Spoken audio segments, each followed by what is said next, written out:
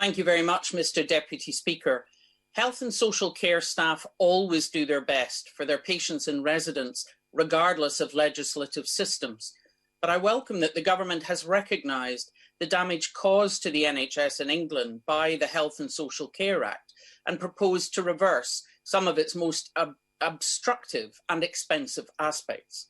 In particular, Section 75, which forced the outsourcing of services, promoted competition instead of collaboration, and made pathways more disjointed and confusing for patients, particularly those with complex conditions.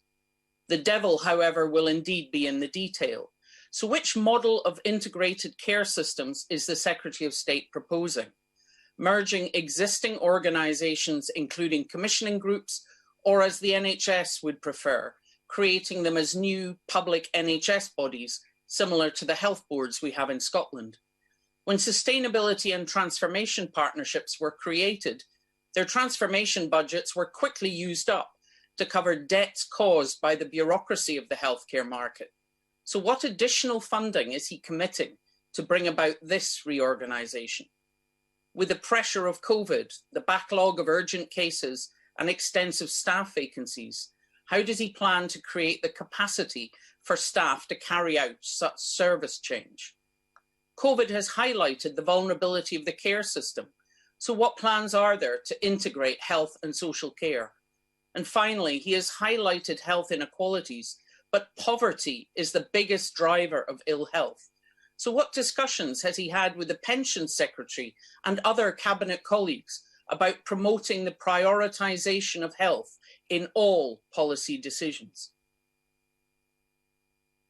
Thank you very much, Mr. Deputy Speaker. Well, of course, health is an important consideration in all policy decisions, and I think the overall response to the pandemic has demonstrated that. On the specific questions that she raises, she's right to raise the issue of integration, and she asks what plans there are for the integration of health and social care. Indeed, that is at the core of the proposals, as I set out very clearly in the speech, and as is there at the core of the white paper.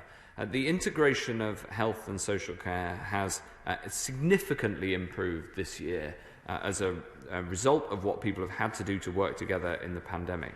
Fundamentally, social care is accountable to local authorities who pay for it and therefore to the local taxpayer, whereas the NHS is accountable to central government, to ministers and central government.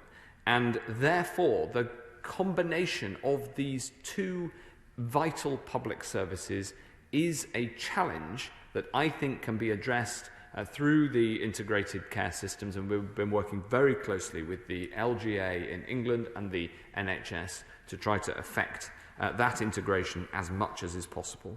She raises the issue of funding, Mr. Deputy Speaker. Of course, the NHS has record funding, and rightly so right now, but these reforms are about spending that money better to improve the health of the population and to allow the embrace of new technology and to remove bureaucracy. It isn't about having to spend more money on a reform. It's about reforming in order to spend money as well as possible. Colonel Bob